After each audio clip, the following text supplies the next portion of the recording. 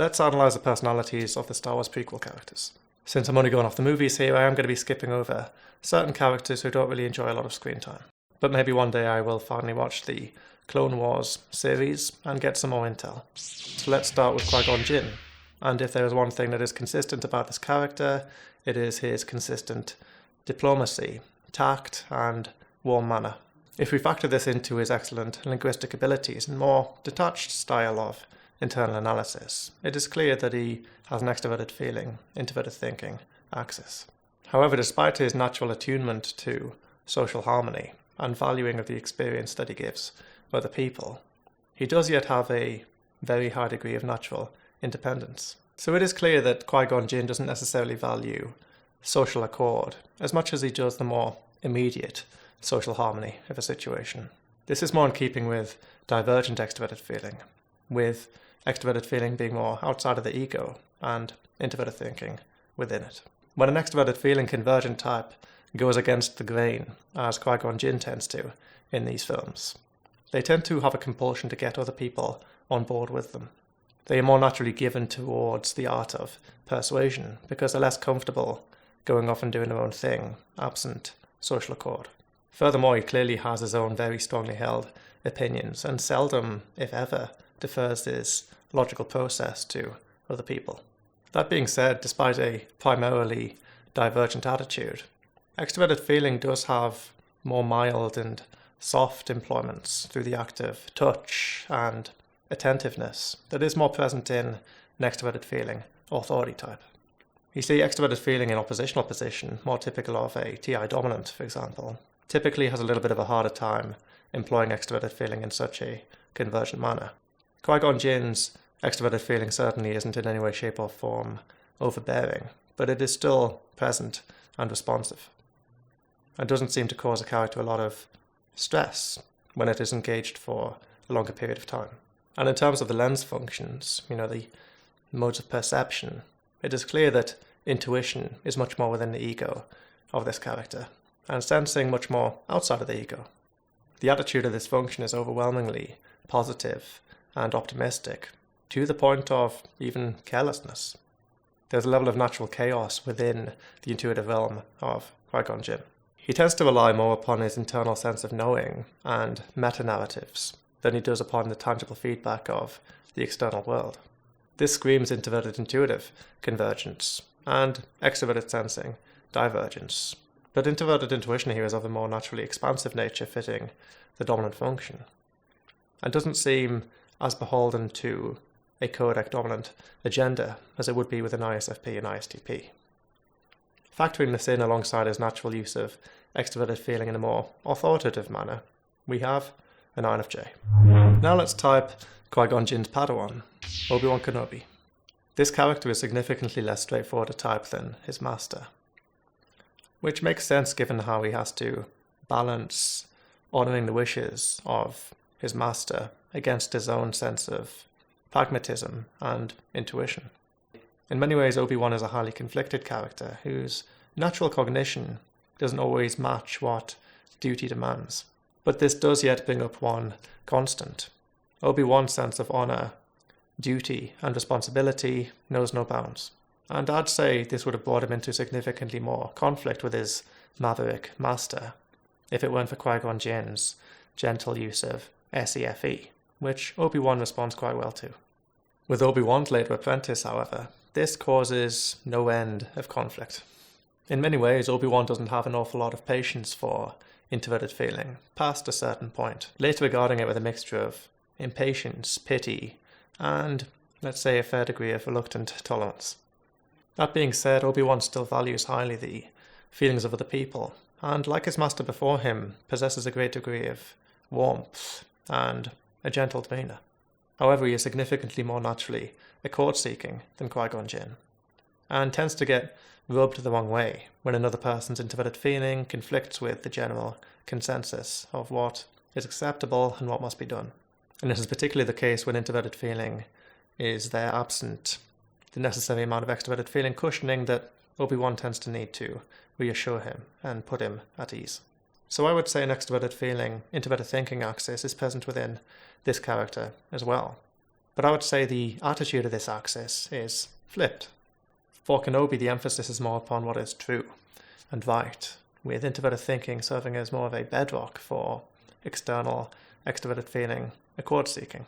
Unlike with Qui-Gon Jinn, extroverted feeling is much more within the ego here, with group harmony and social structures being more operated within than readily opposed. And also, unlike with his master, the lens to which extroverted feeling is assigned within Obi-Wan is significantly more broad and holistic. There is less intense one-on-one affect with this character, and a much greater pull towards the broader social structure. This speaks of an extroverted feeling, extroverted intuitive dominant pairing, which is further solidified by his introverted sensing authority function. What is concretely known and preserved through time serves as an important bedrock for altruistic action and peacekeeping. The extent to which Obi-Wan stays within the confines of his specific instructions, while simultaneously honouring the wishes and legacy of his master, speaks highly of a TISI opposing pairing. So we have an ESFJ. When extroverted feeling has a broader scope of perception, it also simultaneously becomes more cold in some ways because it is spreading its energies across a greater surface area.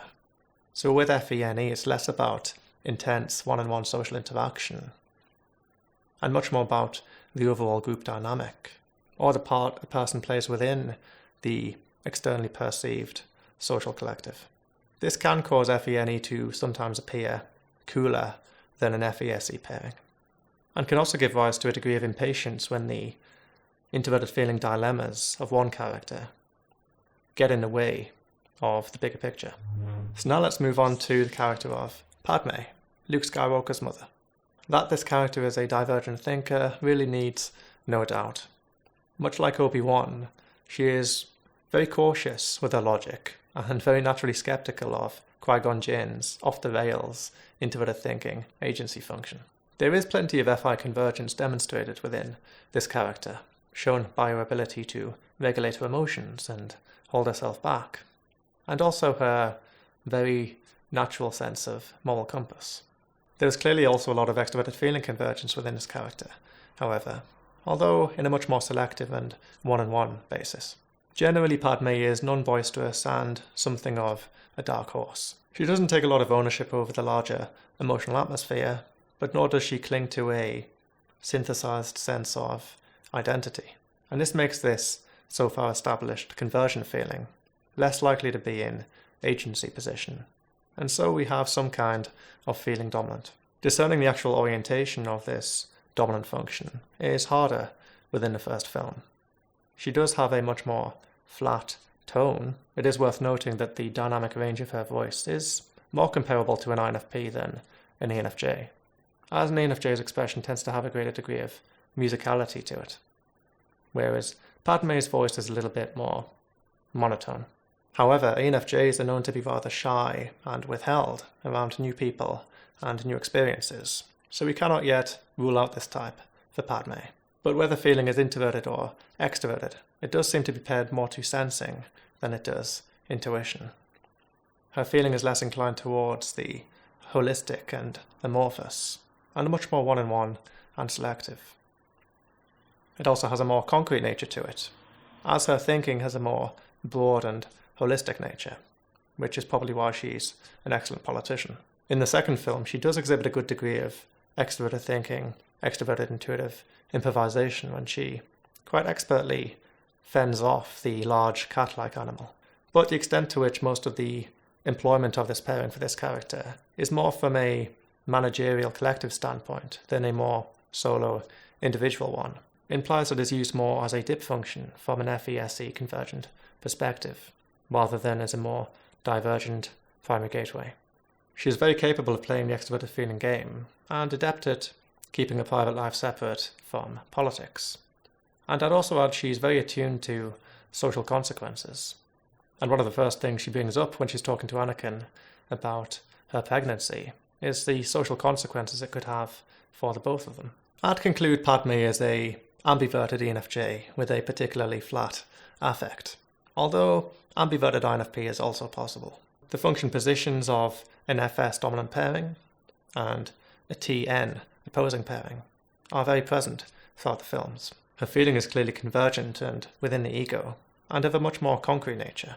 Also, her thinking is significantly more broad and holistic, and her intuition significantly more authoritative. But overall, this authority function seems more like NI, and the dominant function seems more like FE. Alright, now for the hard part. Let's type Anakin Skywalker. And this character is pretty messy, not at the least because he's just so conflicted. But there is another important reason for why typing him is so difficult, and that's just the major cognitive difference between his way of processing information in the first film and the way he processes information in the next two. So what I'm essentially going to do is type him in the first film and then type him in the subsequent films, because it's actually pretty difficult in many ways to reconcile the cognition I see in the first film with the next two.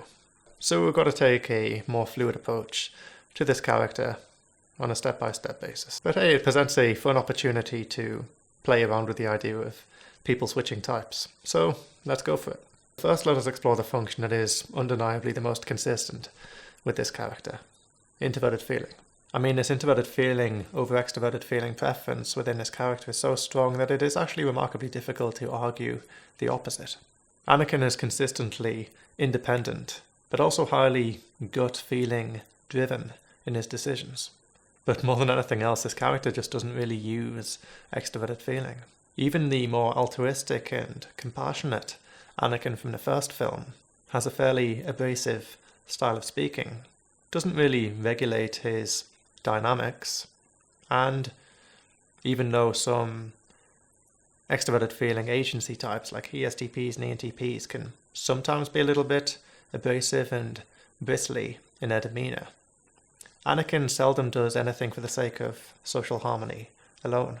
What is also consistent, especially in the first film, is this character's frankly god-tier extroverted thinking.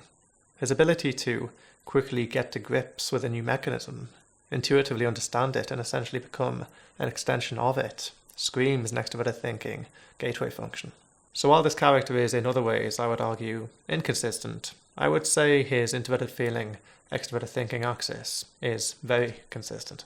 Both the Anakin from the first film and the following two, well, 5, share an incredibly strong attachment to the external tangible, and, more than anything else, an ability to anchor into the present moment that other characters tend not to exhibit so strongly.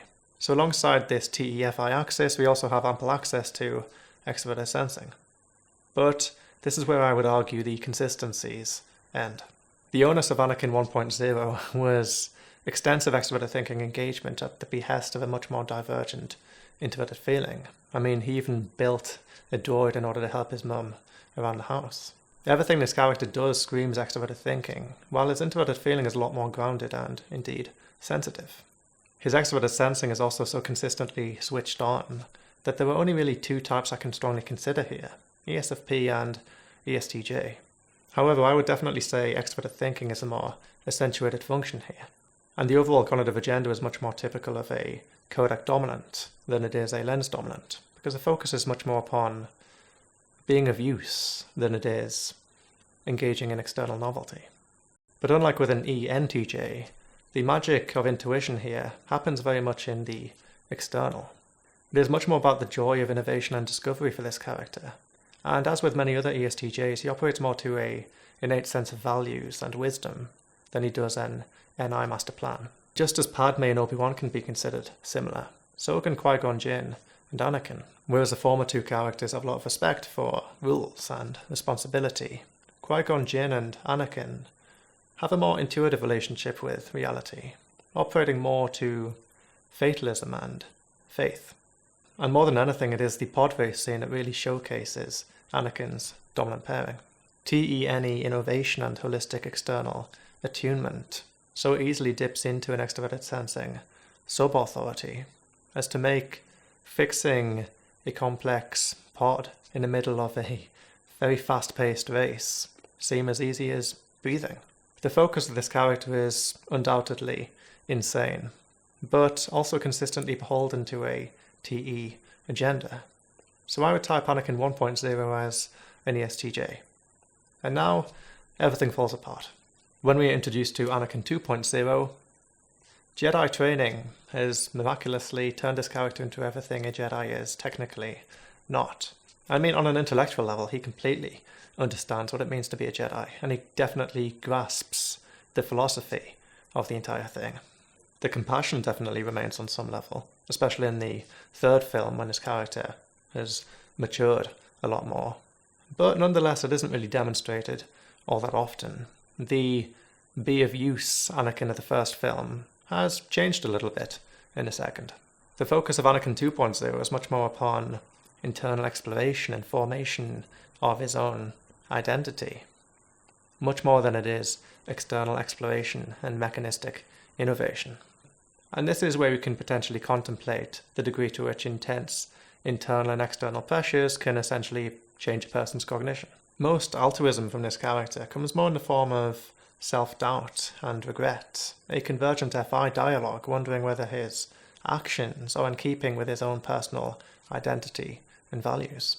The TESE pairing of this character definitely remains god tier, but the TENE scope and reformation isn't really there anymore. He in many ways retained the skill sets of Anakin 1.0, but without the cognitive map that was necessary to attain the skill sets in the first place. Furthermore, introverted feeling is totally flipped. It's no longer attached to a much more granular and concrete SI, and is now much more explosive and kaleidoscopic like FI-NI. No longer is this pairing a outer ego force pushing TE forward, but is now very much the waters this character swims in. Don't get me wrong, of course, ESTJs do form very strong attachments and can very much sink into introverted feeling when, say, they fall in love. But for Anakin, the introverted feeling is literally everywhere. I don't think there is a single other Star Wars character that so happily enters into the introverted feeling resonance chamber. And you can definitely argue in the second film especially, working himself into a state is this character's forte. I mean, we can argue reasons for this, of course. For the many years he was training as a Jedi, he was unable to see his mum. And after forming a very strong attachment to Padme, he was technically forbidden from pursuing his heart's desire. It is quite possible that Anakin was denied attachments at simply the wrong age, which put him into a highly conflicted state, which may even have instigated an actual shift of cognitive type. I mean, who am I to say how the Force works? It is also fair that when he confides in Yoda, he's given a lot of kind of fatalistic stuff that, for example, an ESTJ would actually have a very hard time accepting, being much more a type of action in many ways. So it's not that an ESTJ wouldn't have necessarily done the things that Anakin did, but I would argue they would have had a different cognitive process to get there.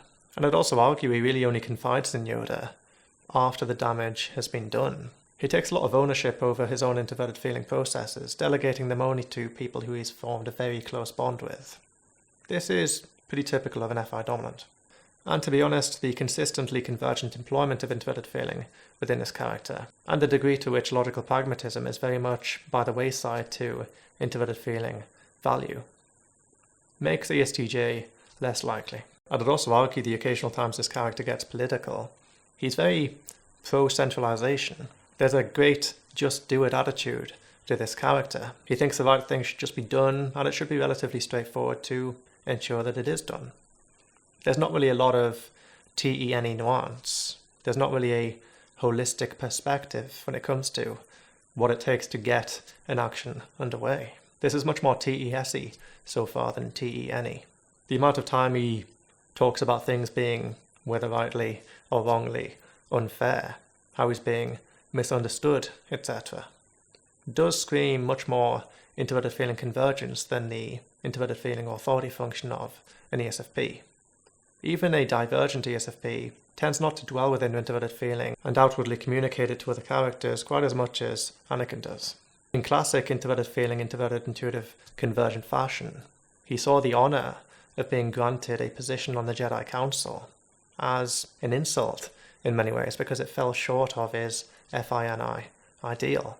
It just wasn't good enough. It didn't match the introverted intuitive agency functions idyllic depiction of what should happen. What's more, his response to Padme's use of expansive introverted intuition to theorize as to whether or not the Republic is becoming the very force that it actually sought to eradicate, a dictatorship, was extremely dogmatic, and in many ways it's very easy to fuel this character's sense of paranoia. So I would argue that Anakin 2.0 is actually an ISFP. Not an ESFP or an ESTJ, but rather someone who primarily puts their focal points of their convergent energies into introverted feeling, introverted intuition. I mean, you could argue that once he becomes Darth Vader, he turns once again into an ESTJ. But I would still argue in the next trilogy, TENE is still not the focal point of this character's agenda.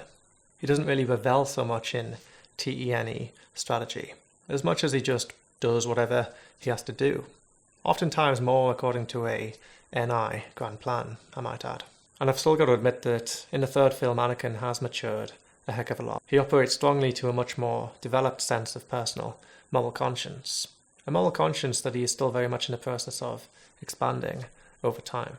He really wants to get his introverted feeling to a place of understanding the overall continuity and holisticism of right and wrong.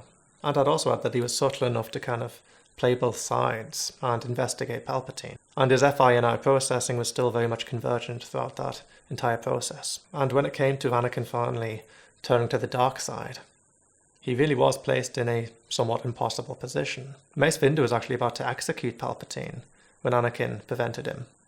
Anakin tried to stop him with words. He rightly pointed out that it was not the Jedi way. In many ways at this point, even before he turned to the dark side, Anakin was still operating to a sense of personal identity and conviction, one that had been thoroughly thought out. And it was only when he made that choice to save Palpatine from execution that his constructed sense of identity essentially shattered. And Palpatine was there to pick up the pieces, give him a new sense of identity. The degree to which this character's actions are contingent upon his own FI&I archetype screams ISFP. And once he broke his own archetype, once he went against his sense of self, that's when he turned to the dark side, because he no longer had any personal convictions other than his attachment to Padme standing in his way. And his attachment to Padme, his fear of losing her, was of course the thing that was always a vulnerability within this character to the dark side. So I would argue the Darth Vader of the following films is a more cunning and TE-confident ISFP, who is in every way set up for other people to simply follow his commands. And since he no longer has anything to lose, the trait of survivalism that we can sometimes associate it with introverted feeling dominance, the self-protectiveness, it isn't really there anymore. So suddenly being an introverted feeling dominant means a different thing. He seems much more at ease when talking, indeed philosophically, about the nature of the Force. More than anything, just wants to be left alone to wallow in his emptiness and hate. And when his son Luke saves him, he goes through a tremendous FI&I metamorphosis, finally reconciling with a consistent introverted sensing target function, and thus at the end of the films becoming an individuated ISFP. He embraces who he intrinsically is and no longer seeks to escape a sense of concrete humanity through a synthesized archetype. And finally, let us type Darth Vader's master, Darth Sidius, otherwise known as Palpatine. One thing that is clear about this character from the onset is his excellent and tactical employment of extroverted feeling in a smooth manner, while avoiding any kind of attachment formation. Employing FE without FI subsequently becoming vulnerable via the FE-FI impression gateway is classic TE dominant. It's hard to overlook just how great this character's FE is, while the coolness and, let's be honest, complete lack of intensity of this function within Palpatine implies more of a FE-NE pairing. He's smooth, musically paced, and perfectly capable of running a marathon with FE, should he have to. It is also clear that FE is a dip function from TE. He uses it tactically towards an outcome and very much views people as pieces upon a chessboard. FE entered through the TE objective gateway tends to have a knack for this. So far we have a TE dominant with excellent FE-NE engagement. This is a natural dip for the ENTJ and tends to give those who develop their extension gateway a naturally smooth charisma. And the NI authority is real for this character.